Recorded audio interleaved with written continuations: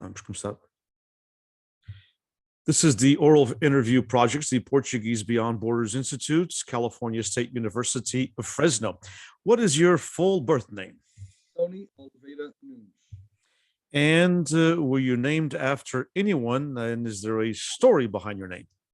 My father was Antonio Nunes, and my maternal grandfather was Antonio José de Oliveira. So I'm assuming Tony came from those two gentlemen being Antonio. There is a special nickname to the family. The Nunes family was known as Saltings. That was a nickname inherited by my grandfather on my dad's side, for he liked to skip from step to step on his way to church. So he got known as Antonio Francisco Saltings, and that carried over to my father, Antonio, and myself now. So it is a family nickname that's carried various generations now. Correct. 3, 4 with my son, Derek, yes. Wow, wonderful. When were you born? I was born September 22nd, 1971. And where were you born? Tulare, California. So what early memories do you have as a child in the Portuguese-American community since you were born here? Well, I pretty much got the full spectrum, the festas, the Portuguese traditional family gatherings, the matanças, the danças carnaval, music at all these events. Very involved in everything I did pretty much as a youngster was within the Portuguese-American community. And when did your family immigrate to the United States? You were born here, so when did your parents come? My parents and my oldest sister, Marie, immigrated. They left Terceira January 13th, 1963, and exactly a week later, they arrived in New York, January 20th, 1963.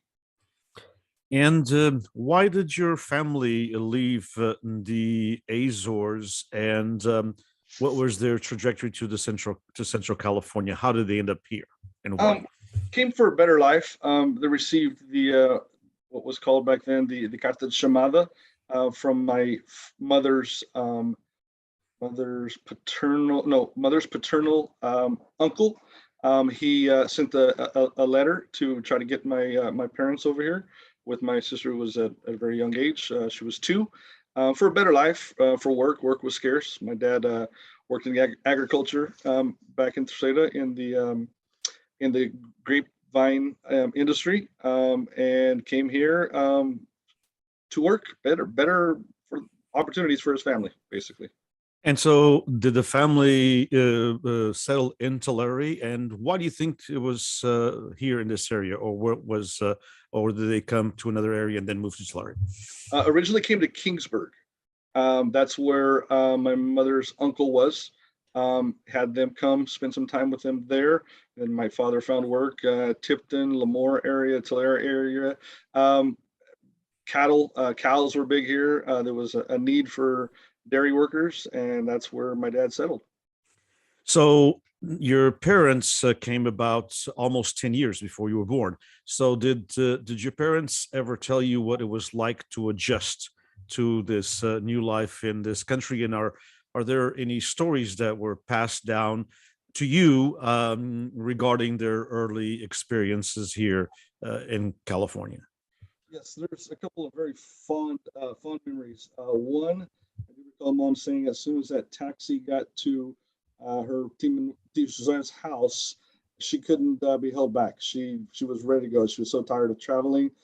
She got here. She was ready to go in the house, just get some rest and get settled, because it was a very, very long 3 flights and obviously a long taxi ride to Kingsburg. One of Dad's fondest memories that he ever shared with me was that he took a huge disliking for Campbell's soup within a very short time of when he arrived in this country, because money was not very much of an option. So you'd go to the stores and just get the bare necessities to be able to feed his wife and his young daughter at the time. So canned soup was very common for dinner, lunch, and any meal. So after a short time, when Dad got on his feet and was able to have a little more selection for his meals, he said, "No more canned soup. I can't take that. I had enough of that." You're a member of the first generation of your family to be born in the United States. How important was it to your parents that you be raised with a strong Portuguese identity? It was very important. We spoke dinner at the dinner table Portuguese. That's all we spoke until I went to school. That's when I started learning how to speak English in kindergarten. But then even after school, back at home for dinner, for lunch, we spoke Portuguese.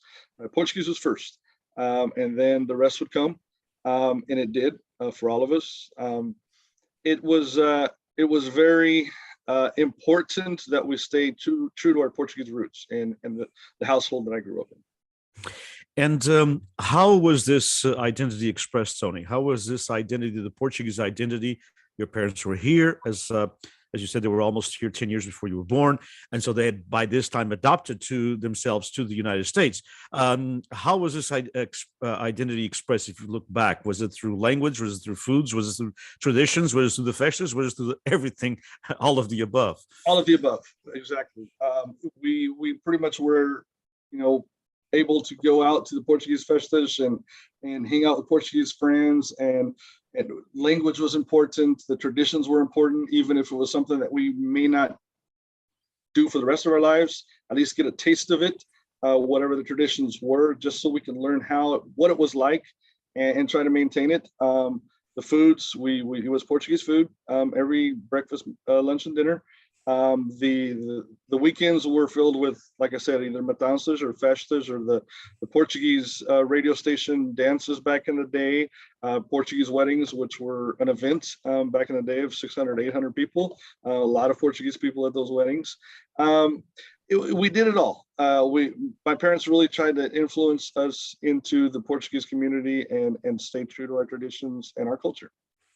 And of all of these different aspects, language, foods, traditions, festas, what cultural traditions have you maintained and in your family now that you established, and why has it been important for you to maintain them, if you haven't maintained them?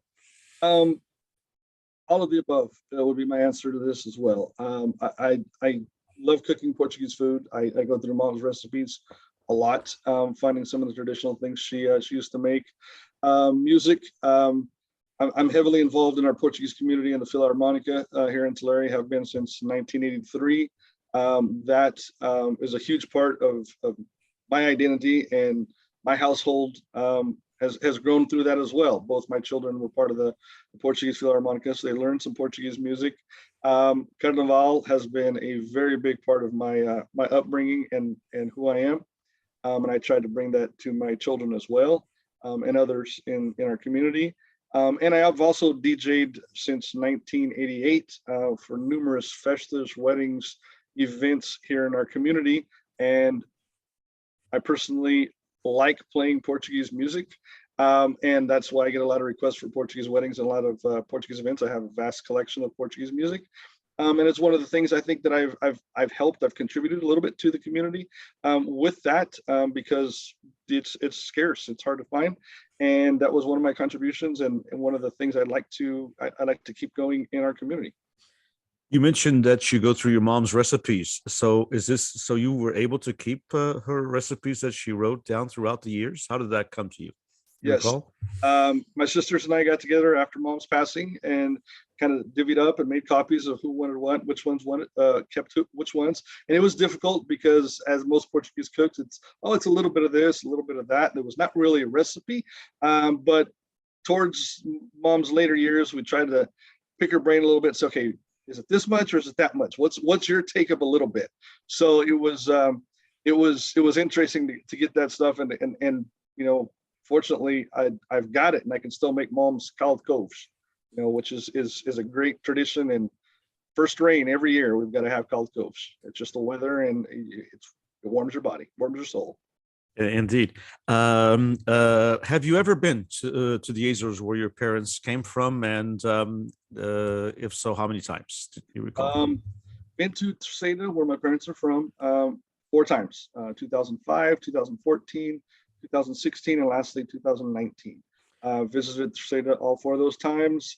2005, we visited the continent, Lisbon, and made one brief trip in 2016, I believe it was, to St. George, less than 24 hours. Just a quick visit and came back. But yeah, Tercera, I visited 4 times and absolutely love it. It's amazing. So what was the experience like for you, especially the very first time that you went there? That was the first year. What was that year again? 2005. Okay, so 2005. So we're talking about we're in 2022, 17 years ago. You were an adult, obviously. What was the experience like for you? Um, I went on the blind. I really didn't know what I was getting into. I'd seen pictures, I had seen videos, but until you get there and experience it, I thought we were still, going back to visit some of the stories my parents told me of what life was like then. Um, very modernized. It was not. My dad was still alive when I went the first time, and he thought one thing, and I learned another. Very modernized stores. Pretty much everything we need here in the States, you can get there in smaller quantities. But that was the big eye opener for me. Was that it had modernized from the stories of my parents and my grandparents. Beautiful islands, beautiful people, beautiful culture. Therefore, I've gone back 3 times, and hopefully I'll be able to go back a lot more. Did uh, did you feel it was important to go back and see this new Azores? If you had not done so, would you have a different view of what the Azores were because they were the image that your parents had given you when they left in the early 1960s? Yes, it was very important for me. It was. It's a in your mind. You can have this picture, but until you step on that island and get a feel for it, and honestly, there's a feeling of home as soon as you step off that plane. It's unexplainable. I've tried to explain it to friends and family, but it's just a feeling of I belong here. Maybe it's our roots coming back to us at that moment, but it was a very big part of my growth as a Portuguese American to be able to go back and visit and still see some of the land that was my parents and my grandparents, and see some of their friends and some of their relatives, just for that little closure of where did I come from? Where did my family come from? Trace a little bit, if you will, and you spoke a little bit about that, but trace a little bit, if you will, of some of the experiences growing up as a Portuguese American in the Portuguese American community in the Valley throughout your life as a child and as a teenager, and then as a young adult. Trace some of these experiences and how these experiences were important to you to define who you are today. So growing up in the community, yeah, there's those phases, like you said. As a child, we just went along. It was normal for us. What do you mean you don't have a pig in your backyard and you kill it every February or January? That for us, it was normal. When you start going to school and you start talking to these friends that you make of other ethnicities, you realize, okay, this is something a little bit different. We've got different culture. So you start adapting a little bit as you get into your teenage years, and realizing we've got some different traditions, special, unique traditions. And I tried to involve myself in all of those through all 3 phases of my life. As a child, obviously, that was my parents' decision. But in my teenage years and getting into high school and after, and my current life, I've been involved with the festive since I was a young child. I remember escorting girls, in the courts. Got involved in Danças Carnaval at the age of 12. Got involved in the Portuguese band at the age of 13, and still am around those things and still very involved in those. And I think the influx, maybe the stubbornness of my parents at that time, maybe I didn't know why I was doing that stuff when I was still young. It just kind of became part of what I did and who I am. And therefore, here we are at the age of 50, and I'm still involved in these things and still loving it. You mentioned some of the things that you're involved with. You mentioned, of course, your DJ work. You mentioned the Portuguese marching band, the Filarmónica. You mentioned Carnaval, the Mardi Gras tradition and style from Terceira Island. You mentioned the Portuguese festas. You mentioned, obviously, the soccer hall that you've been involved with. Tell me a little bit. I know that you've been involved in soccer itself as it is the national sport of Portugal. How did you become involved in soccer? Because that's something that probably Were your parents big Benfica or Sporting fans, or was it something that you picked up on your own? And how has that shaped your life also in the community and outside the community? Um, Growing up, Dad didn't have time for much other than work and his gardens.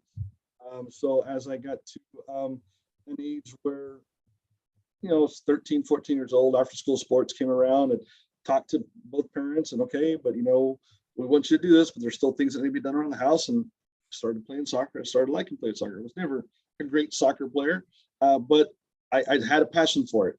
And Dad never had a real team that he was real fond of. He watched it a little bit, told me stories of watching, games back on the island in the days. But I took a liking to soccer, and being, the probably sport that Portugal is most known for. I really took a liking to it, to our national team, and I've always wanted to be involved with soccer. When I couldn't play any longer, I took on coaching. I've coached at the high school level. I've coached at the youth level, club soccer, AYSO, the local soccer club here in Tulare, Tularangres. I coached there as well. Played there for various years as a junior, as an adult member, and also as a senior member of the club. So it just kind of became one of those other things that just, there was a time for it, and I played while I could, and now I coach when I can. Of all these things that you've done, of all that you have accomplished, what are your most proud moments? What proud moments do you remember of the various things that you've been involved in the Portuguese-American community? I'm sure there are various. There are various, but there's three that definitely stand out.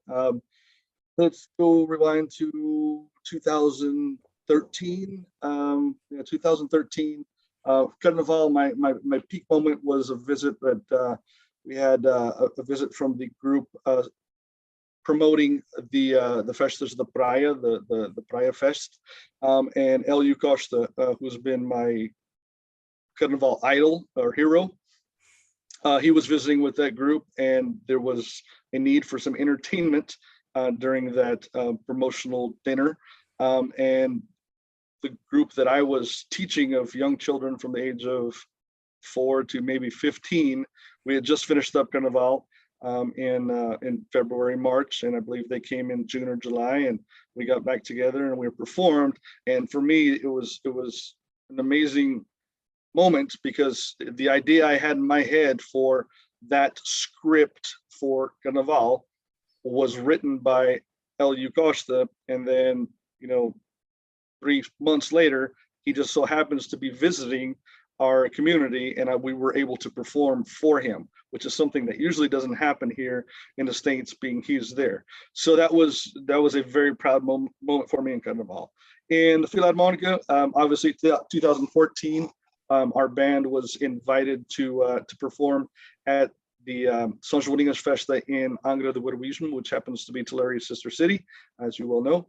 And I was privileged and honored and fortunate to be president of our local Portuguese band at that time. It was a huge undertaking. We had roughly 6 to 8 months to put it together for roughly 10 days of nonstop performances on the island. But a memory that I will never, ever, ever forget. And I believe every member of our band that was able to join us on that trip will cherish for the rest of our lives. And then this year, this past year, 2021, should have been 2020, but due to the pandemic, got extended a little bit. I was president for our TDS Holy Spirit Festa, which was something growing up as a child I never would have imagined having that opportunity. It just fell into place with a great committee, and I came in as a secretary and followed along to vice president and then president for 2 years. And it was a huge success, a lot of work. Community support was amazing. And to be on that side of the fence and receive all the support from the community, it was definitely a highlight in my lifetime, for sure. To what extent do you believe that being a Portuguese American has shaped the way you have moved through life, both professionally and personally? I believe being Portuguese American has cultivated a work ethic in me that makes me realize and that nothing is given to you. You've got to work for it. And that was something that was instilled by my parents at a very young age. And I think that's our culture. That's who we are. You want something, go work for it. Humbleness, yes, always willing to listen and take ideas from others, and to be involved in our community. Just I feel that I'm culture driven. I try to pay back to the community that has given me so much and so much opportunities. I feel that those are all things that were instilled in me at a young age because I had such a huge Portuguese upbringing. So, what does it mean to be Portuguese American? What is at the essence of all of it to you? What is that distinct feeling from someone who is not Portuguese American, who's just American without the Portuguese behind it? I feel that being a Portuguese American is being a part of a rich culture, a rich community, in carrying on our traditions, even as far away as we are from our homeland.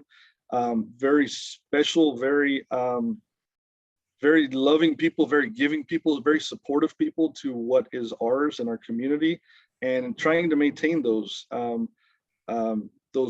roots and those traditions. I believe that is very it's a profound love for the culture, and I believe that's important in our lives. And what does it mean to me? I don't know that there's a exact definition for it. It's just I'm part of a very rich culture. How do you see the Portuguese American community today? And in reference to, for example, the Portuguese American community that you grew in, 25, 30 years ago? Um, it's struggling, without a doubt. It's struggling, but I believe it it has a lot of pride in our community. Our community has a lot of pride in knowing that there are still second, third generations that want to continue some of the traditions. All of them, I don't know that they'll all survive, but there's still a want to maintain what our forefathers, our parents, our grandparents brought with them when they came to this country, and just wanted to have a little piece of home on this island, on this country, from the islands they came from, where they originated from, and just to be able to have a little bit of that, and over all these years still maintain it. I mean, some of these organizations, 100, or some of them reaching 100 years old. That's special stuff. That is it going to go another 100 years? I sure hope it does. In reality, I don't know. But if not all of the traditions make it to 100 years, if some of them do, I think that is huge for Portuguese American, and it's something to be proud of. And I think our community is still strong, and I think a lot of the original ideas of our forefathers are still alive in our community, and I think there's still people that want to do those things and continue with them for generations to come. How do you see the Portuguese language continuing in the community? What are your thoughts about that compared to, again, when you were growing up? Of course, in your house, the Portuguese was the main language because that's the language that your parents spoke. And that's the language that lots of immigrants that came around your parents' a time in the 1960s and early 70s spoke. But, 50, 60 years later, after they immigrated, and 40 years basically after the last wave of immigrants ended in 1980, how do you see the language today, and how do you see it in the near future, in your perspective? It, it is weakening for sure. Less and less families of my generation and younger are speaking Portuguese. I do, and I congratulate them when I see it happen, because I did it with my children when they were a very young age. We spoke Portuguese to those kids. It was everything in Portuguese to try to get them to learn at least a basis of the Portuguese language, so they can speak to their grandparents, so they can speak to the aunts and uncles and have a conversation. There are still some young couples that I see that are younger than I, bringing up children that 3, 4 years old now, and they're trying their darndest, but we are in America, and it's going to be tough to maintain it. Community wise, we were fortunate here in Tulare to have the Portuguese classes at the high schools, which was a huge benefit for my children as well. They learned to read and to write and perform, and that was all great things. Hopefully that stays within our community for years to come. I would love for my grandchildren to also at some point be able to have that experience as well, so they can talk to grandpa. But it's tough. It's going to be a challenge for some of the events, the festas, some of the traditions are going to have to adapt because not everybody's going to be Portuguese that's coming to your events, or will understand the traditional aspects of the festa that were in Portuguese. Danças de Carnaval, same thing. I feel that way. It may be a little more difficult for the dancers because it's not so much the people that are trying to speak the language to put on the performance, but also the crowd that is there to appreciate it or there to watch the show. They've got to be able to understand what we're putting on a stage and talking about for 45 minutes. So there's going to be that barrier, and I don't know it'll never get back to the way it was. But hopefully it can maintain to a certain level at least, so that some of these traditions can last. On the music side of it, which has been something I've been involved in for years as well, the Portuguese marching bands, music has no barriers. So language-wise, it's not a problem. We have musicians in our band currently of all ethnicities. They understand the festas that we go to, the traditions we're trying to maintain, and we are playing Portuguese style music. But it's not a barrier. But some of the other things like the spoken word of Portuguese, Carnaval, folklore, those types of things, cantorias, those types of things they're going to become less and less common, I think, because of the lessening of the Portuguese language within the generations that are coming up behind us. So, as we conclude the interview, is there anything that we didn't cover, professionally, personally, community, that you'd like to share? No, pretty much think we covered it all. Wonderful. Thank you so much. Thank you for having me.